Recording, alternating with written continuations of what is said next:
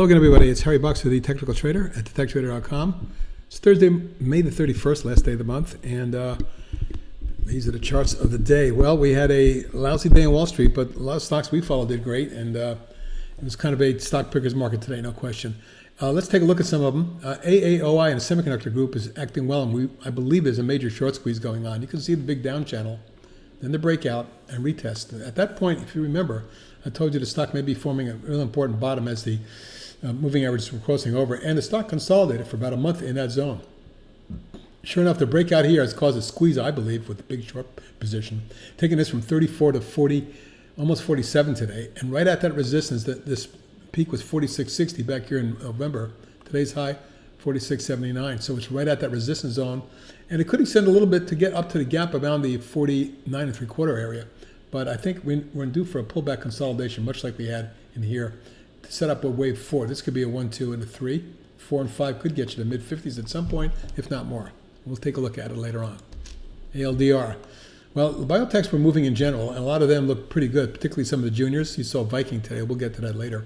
But ALDR, which popped to 1860 in January and then backed and filled in a 3-wave corrective, formed an inverse head and shoulders. See it? Left shoulder, head, and right shoulder. And kind of a neckline right there. And a bit of resistance at that level, near that gap, before it broke out. Now, today was a key breakout day.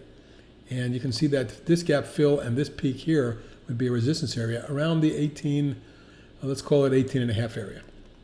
We get to that, we got a good shot at a quick follow through to near 20, followed by 22.5 and 25.5, 26, something like that.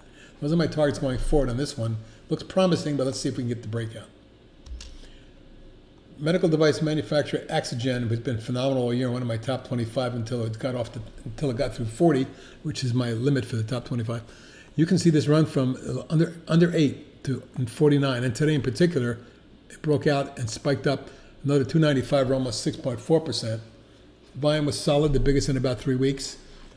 Now, it might be in a spike up mode, acceleration mode. If you connect the bottom to the top, you'll see that there's a possibility that this may make it all the way up into the mid to high 50s short term. And so let's keep an eye on this one. Momentum is strong on that.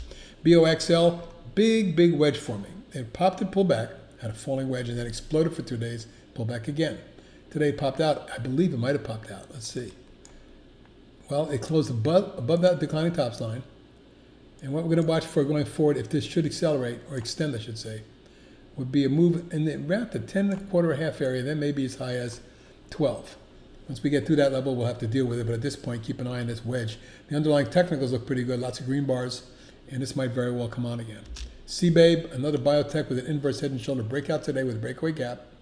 Didn't close well because it got up to resistance at the declining tops line and lateral price resistance and backed off of it. So today's high at just about 14 would be the area we'd be watching. If it gets to 14, we should see a run to 15.5. At one point, we may see the stock really take off if it gets to that.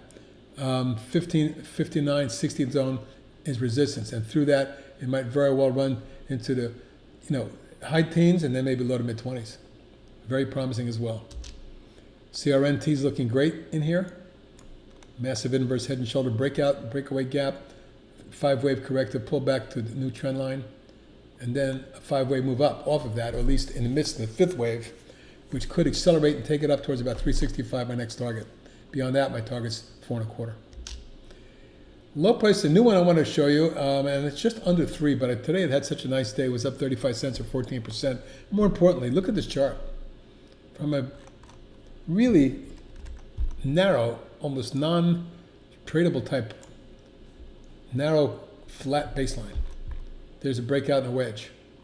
Low volume ebb near the apex, and it popped. It popped again. The momentum is strong on this. Very strong. Here's a weekly chart. Weekly chart going way back shows that this may very well make a move up towards 3.5 very quickly, or more because of momentum. Should it get through that, we could see 5 or 6. But right now, just keep an eye on this momentum. This is very strong. EXAS, nice follow through to yesterday, popping up to almost the resistance high. That's going to have to get through 63 to get there. But I believe it consolidates in that zone or backs off and fills, but eventually makes it into the mid-70s. FCAU with a couple pieces of positive news broke out across the declining top line, right there. Took out the moving averages with the breakaway gap. That's positive. Volume was huge, 10.3 million for this stock. It's closed right at the resistance zone. And should we get a funnel through 24.5, 25 zone is going to be tested. And through that, then you're on your way to mid-channel around 27.8. Well, how about that Intelsat? In just incredible move from early April around 3 and change to over 19 today, more than sixfold just since the beginning of April in 60 days. It's 500%. You don't see that too often, and it's long in the tooth, and I keep saying that, but it doesn't break down below at least the trend line for starters. Let's look at an hourly chart, and you'll see what I mean. Until this trend line is broken, the stock may have more upside momentum. And if it follows through today's high, through the 1910 range, I would look for something about 23.4. IMGN. Terrific chart, terrific long-term pattern. Coiling pattern, you can see for a couple months held support around that 9.75 range. Today it popped dramatically a point, 9.5%. Volume was 5.1 million, the biggest volume on an update since March. And for me, all I need to see is this one get up through 12. And we'll be on our way to 13 and then much higher than that. Potentially longer term, the mid-range channel looks like a target around 17 might be doable. So this could turn out to be a good swing even from here. Copen. 4 days in a row and 5 out of the last 6 days, the stock's been up. Volume is building. Today's volume was the biggest in a couple months as it popped out above resistance and backed off near it. I think it's a buy on the pullback. And late in the session, you'll see the stock formed a large intraday falling wedge. I think that's a bullish pattern leading to more upside. My near-term targets are going to be a retest of this area around 395. If that gets through that level, then it's on its way much higher, probably to 4.25 or half area, and then as much as 5.25 and 6. LABU. You can see that biotechs are leading the way here as this moved up to the key resistance zone. Taking a look at this low and these highs in here and this rebound high, this is right where we're at. So we got to get through here to get this to the next level, about 108, 110, on its way perhaps to a new all-time high. We shall see if biotechs continue this pace. Who knows where? Would I be shocked to see 150 in the next few months? No, I wouldn't. LOXO. Long-term idea, we've put this out in the 69 range back in June of last year. A year later, it's 125% higher, and 150%, I should say, reaching over 180, almost 184 today. After breaking that little pennant we showed you a couple days ago, it's extended to nearly get up to the top of this channel, which was my target around 185.90. But it sure looks like it's headed higher. Madrigal with a monster day, maybe one of the biggest we've ever seen. How many times do you see a stock go up 157 points in one day? Well, this stock went from, I think it was 108 to 265 in one session. And on volume of 5 million shares, which is the biggest ever traded, and yet it's not at the top of the channel. We may see momentum follow through that gets as high as 350 to 375. I kid you not. Momo, well, it's certainly living up to its name, as it broke out 2 days ago, pulled back yesterday, inside day, because it held support, and made a slightly lower lows for an inside day, and today popping right back up again. Up 279 or 6.5%. At this point, I'm looking for a break through this 46 range and a run at maybe 51.2. While run yesterday, we featured the breakout of the coil. Today, a nice follow through of another 60 cents or 5% on 5.6 million as volume increases yet again. I would not be surprised to see the 1, 2, 3, 4, 5th wave get as high as 13 or 14. Recent IPO sale, big reversal after yesterday's pullback from the double top, telling me that what we want to do is stop sale underneath 24.5. But if it gets to the high from the last couple of days around 26.60, then we can look for 30 or better. SMTC with a big breakout day, 1.5 million up 310 or almost 7%. The top of the channel is beckoning me, and I think a move towards 54.5 is potentially on its way short term. Tilly's with a breakout day as well. The declining channel and this little mini base pattern broke out. The moving averages have crossed over and have spiked up right to resistance. Take a look at this spike at 14.5. Today's high, 14.45.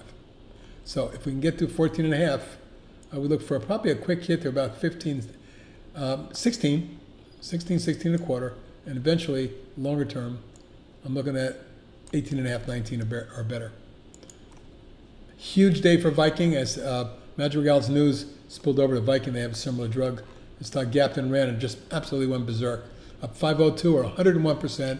A mere 57.4 million traded, probably more than it traded in the last, the rest of this year, quite frankly.